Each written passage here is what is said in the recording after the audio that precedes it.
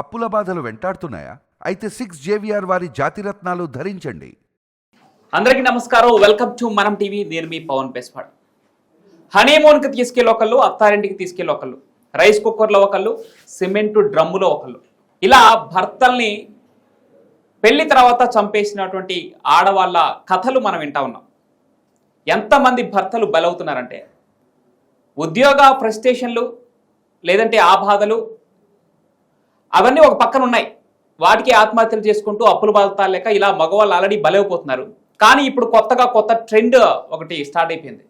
భార్యల చేతుల్లో హతమవుతున్నటువంటి భర్తలు.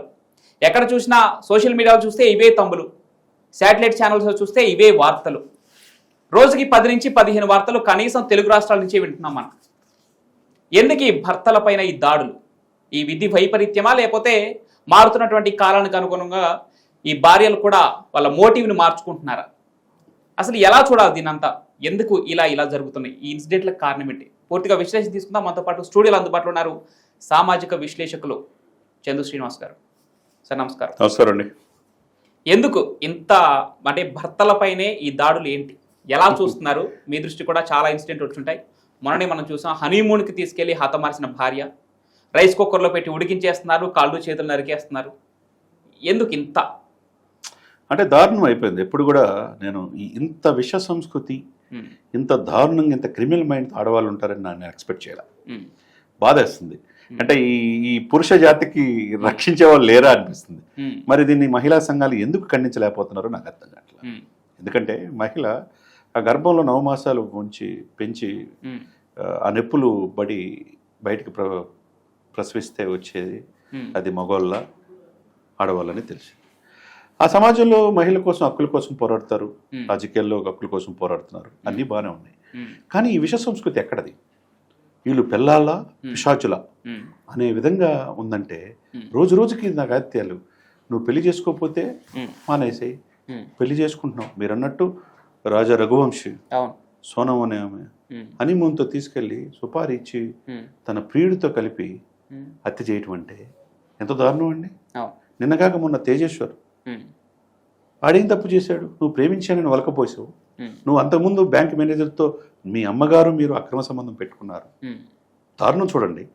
చివరికి వలవేసి అతన్ని పెళ్లి చేసుకొని అతను చంపడానికి 6 సార్లు ప్రయత్నం చేసి ట్రాకింగ్, అతను 2 వీలర్ ట్రాకింగ్ పెట్టిందండి. ఎంత దారుణం సార్ ఇది. ఇది ఎవరికి వస్తాయి ఈ ఆలోచనలు? పురుషులకే రావట్లే ఈ ఆలోచనలు. చివరికి మీరు ఎందుకు పెళ్లి చేసుకుంటున్నారు? ఎందుకు ఇట్లా హత్య చేస్తున్నారు మీ ప్రియుడితో? ఎందుకు అక్రమ సంబంధాల వైపు మరలుతున్నారని చూస్తే కనుక దారుణంగా ఉంది. అందరూ కూడా మహిళలు అంటే మహిళ పురుషాధిపత్య సమాజం అని చెప్పి చాలామంది అంటారు. మరి దీన్ని ఏమనాలా విమర్శించేవాళ్ళు? ఈ మహిళలు చేసే అరాచకాలను ఏమనాలా? ఆ కుటుంబాల్లో వాళ్ళ తల్లిదండ్రులు పెంపకం లోపమా, లేకపోతే విచ్చలవిడితనమా? ఈ విశృంఖల వెస్టర్నైజేషన్ మారిపోయి పబ్బు కల్చర్ ఎక్కువడిపోయి గంజాయికి, డ్రగ్స్కి అలవాటు పడి ఇలా చేస్తున్నారా? లేకపోతే డబ్బే వ్యామోహంగా చేస్తున్నారా? ఓకే, నీ ప్రియుడితో ఎంజాయ్ చేస్తున్నావు, అయిపోయి పెళ్లి చేసుకుంటున్నావు, 7 అడుగులు వేస్తున్నావు, ప్రమాణం చేస్తున్నావు అగ్నికి సాక్షిగా. మరి నీ రెస్ట్ ఆఫ్ లైఫ్ 70 సంవత్సరాలు అతనితో ఉండాలనుకుంటే అతను కూడా నిన్ను ఎన్నో ఊహలతో తన తల్లిదండ్రుల్ని, మీ అమ్మా నాన్నని నీతో గడపాలని చెప్పేసి ఆ జీవితాన్ని ముందుకెళ్ళాలని చెప్పి పిల్లలతో అనుకుంటాడు, ఎన్నో కళలతో ముందుకెళ్తాడు. కానీ ఇది చూస్తుంటే నాకు ఫస్ట్ టైం సార్. ఎప్పుడు ఇటువంటి చేస్తానని కూడా నేను అనుకోలేదు.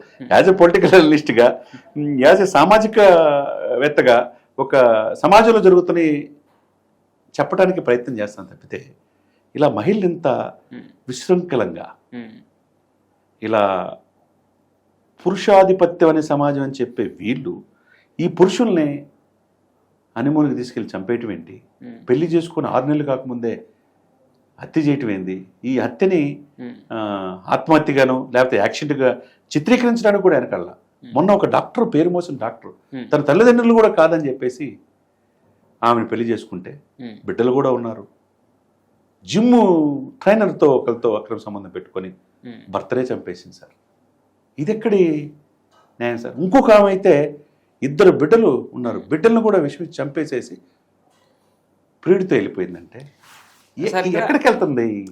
అంటే మీరు అన్నట్టు మగవారికి నిజంగా భయాలు ఎక్కువైపోయినాయి ఇప్పుడు. కొంతమంది యంగ్స్టర్స్, కొంతమంది కాదు, ఇప్పుడున్న పెళ్లి కాని యంగ్స్టర్స్ ఎవరైతే ఉన్నారో అబ్బాయిలో ముఖ్యంగా, వీళ్ళకి రకరకాల భయాలు. అంటే ఉద్యోగం లేకపోతే పెళ్లి కాదేమని భయం, Hmm. పెళ్లి అయితే పెళ్ళాన్ని చంపేస్తుంది అని భయం, లేదంటే లవ్ చేస్తే లవర్ చంపేస్తుందో వేరే వాడితో అక్రమ సంబంధం పెట్టుకోని చెప్పేసి ఈ భయం. అంటే మగవాళ్ళు ఇలాంటి వారు లేరని మేము చెప్పట్లేదు, కానీ ఈ మధ్య కాలంలో ఎక్కువ అవుతున్న సంఘటనలు వాటిని బేస్ చేసుకుని మాత్రమే వీటిని మాట్లాడుతారు. డెఫినెట్గా మగవాళ్ళు లేకుండా ఉండరు. మగవాళ్ళు ఎవరు తప్పు చేసిన తప్పే. చిన్నపిల్లలు కూడా అత్యాచారం చేస్తున్నారు, అది తప్పే. వాడు ఉరి తీయాలా, బహిరంగ శిక్ష చేయాలా.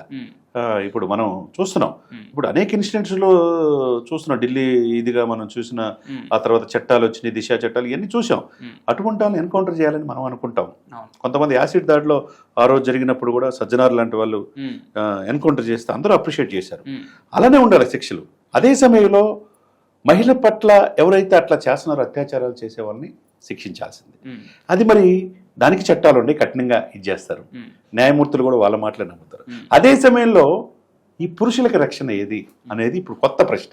అంటే వీళ్ళు ప్రేమించిన వ్యక్తినే పెళ్లి చేసుకుంటామని స్ట్రాంగ్ గా స్టాండ్ తీసుకొని ఇంట్లో చెప్పలేకపోవటం వీళ్ళ బలహీనత అనుకోవాలా, లేదంటే బలవంతపు పెళ్లి చేసే తల్లిదండ్రులు తప్పు అనుకోవాలా? ఎక్కడ జరుగుతుంది అంటారు? ఇక్కడ తప్పు ఎవరిది? పెంపకం. మీరు అన్నట్టు తల్లిదండ్రుల పెంపకమా, అతి గరాభంగా చూడటమా, లేకపోతే ఆ అలుసుని గారాభంగా చూస్తే తలకి ఆ అలుసుగా తీసుకొని వీళ్ళు విశృంఖలంగా మారి ఇంట్లో పని వాళ్ళతోనూ ఇంకొకరితోనూ అక్రమ సంబంధాలు పెట్టుకొని, ఇది కాదు నీకు అక్రమ, నీకు మళ్ళా పెళ్లి చేయడం లేకపోతే చంపేస్తాం అని బెదిరించడం, అంటే ఫ్రీడమ్ ని మిస్యూజ్ చేసుకోవటం, మళ్ళా తల్లిదండ్రుల మాట కాదని లేక పెళ్లి చేసుకోవటం. ఇప్పుడు నీ ఇష్టం లేకపోతే నీకు వయసు వచ్చింది, మేజర్ అయ్యావు, చెప్పొచ్చు, లేకపోతే వివాహం చేసుకోవచ్చు. ఈ చాలా సమాజాలు ఉన్నాయి, చాలా వెళ్ళిపోతున్నారు. అటువంటిది చేసుకోకపోగా మీరు ఒక ఇన్సిడెంట్లో రాజవంశీయుడు అబ్బాయి చూస్తే మనకు దారుణం సార్. అతను చాలా చక్కగా ఉన్నాడు. అంటే ఎంత ప్రీ ప్లాన్డ్ గా ఉందంటే, మధ్యప్రదేశ్ నుంచి మేఘాలయ హనీమూన్కి మేఘాలయ తీసుకెళ్ళి రిటర్న్ టికెట్స్ బుక్ చేసుకోకుండా వీడి దగ్గర ఉన్నటువంటి ఆ బంగారు ఆభరణాలు ఇవేవి కావచ్చు, ఇవన్నీ తీసుకొని రా, అక్కడ మనకి యూజ్ అవుతాయి అని చెప్పేసి తీసుకొని పోయిన విధానం. ఇదేంటండి, ఇవన్నీ ఏంటి? ఎంత క్రిమినల్ మైండ్తో ఈ ఆడవాళ్ళు ఉన్నారో. వీళ్ళు వీళ్ళు పిల్లల పిశాచులా, వీళ్ళు ఆడవాళ్ళ నరరూప రాక్షసులా అనే పరిస్థితి వస్తుంది. ఎక్కడో చోట దీనికి అడ్డుకట్ట అయిపోతే ఎవరైతే ఈ మహిళా సమాజాలు, మహిళా హక్కుల కోసం పోరాడే వాళ్ళు ఉన్నారో వాళ్ళు కూడా స్పందించాలి. ఎందుకు ఈ వెస్టర్నైజేషన్? ఇతర దేశాలలో వచ్చి మన సంస్కృతిలో భాగం అయిపోయి మన వివాహ వ్యవస్థను గౌరవించి ఇలా పెళ్లిళ్ళు చేసుకుంటే, వీళ్ళేమో పెళ్లి చేసుకున్నారు, నవ్వుతున్నారు, ఫోటోలు దిగుతున్నారు, వీడియోలు దిగుతున్నారు, హనీమూన్ తీసుకెళ్లి భర్తలు చంపుతుంటే ఈ విష సంస్కృతి ఎక్కడో చోట ఆగాలి సార్.